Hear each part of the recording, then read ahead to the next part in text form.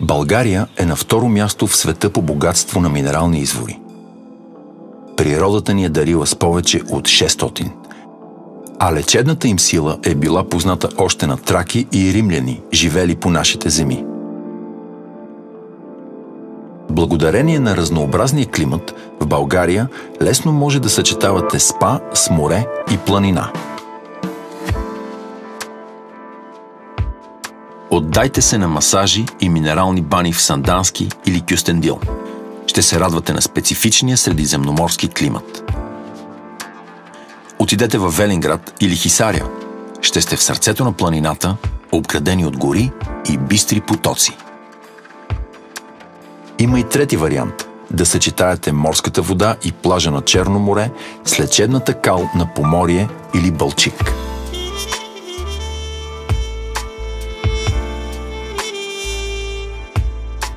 Велинград е един от най-известните спа-курорти на Балканите.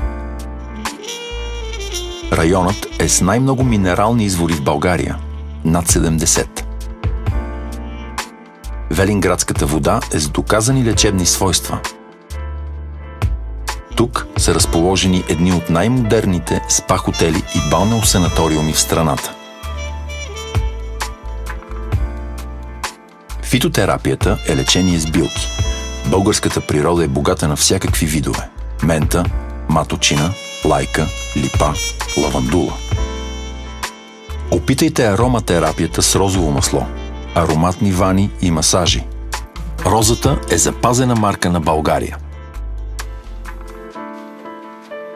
Може би познавате тези процедури? Тогава опитайте и такива с по-силни усещания. Душ Шарко Виши представлява ударен масаж на тялото, при който се редуват водни струи под налягане 2-3 атмосфери, а понякога студени и топли душове. Съществува и по-шокова терапия, наречена ледена или зимна стая. В ледената стая се влиза, след като човек се е загрял добре в сауната.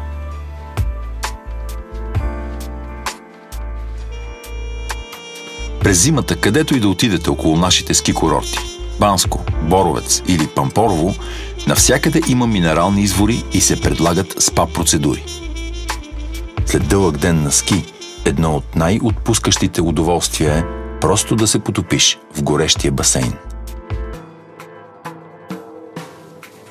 Най-старият ни черноморски курорт, Свети Константин и Елена, дължи своята популярност на забележителните си природни дадености.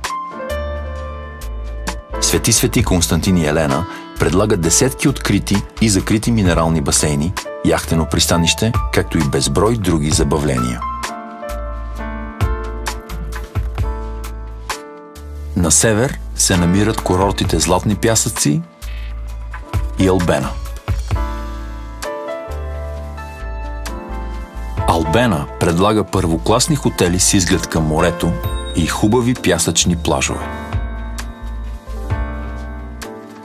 А сега тези, които не се страхуват да се изцапат, нека дойдат с мен.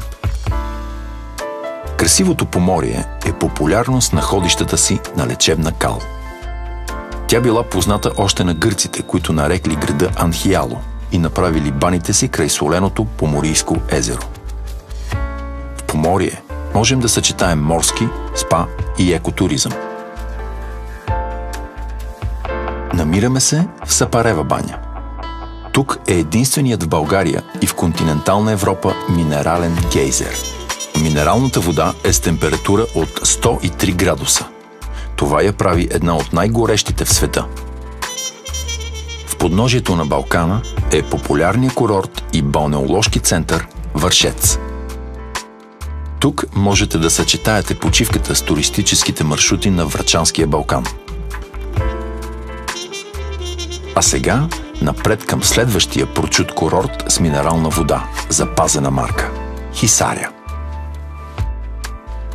Лечебният ефект на хисарската вода е доказан. Погостувайте ни и се убедете сами. Само тук са открити 22 различни по състав вида води. Градът е основан преди 17 столетия от римски император Диоклециан. Той си харесал мястото заради безценните минерални извори.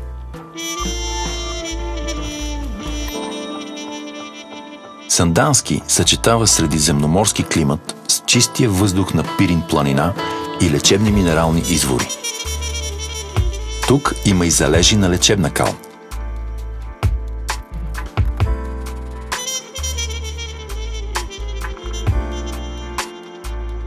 Едва ли има много столици, които могат да се похвалят с такова богатство от минерални води, като София. Водите в центъра на града са известни още от римско време. Посетете сградата на Софийската баня. Днес място за изложби и концерти, както и паметник на културата.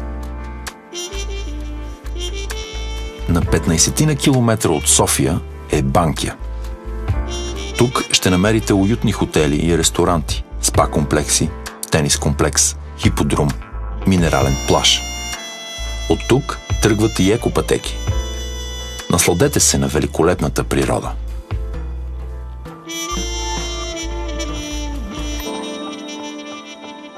Неслучайно България е предпочитана дестинация за здравен туризъм. Тайната е в уникалните природни дадености на страната. Почувствайте се здрави и красиви. Почувствайте България.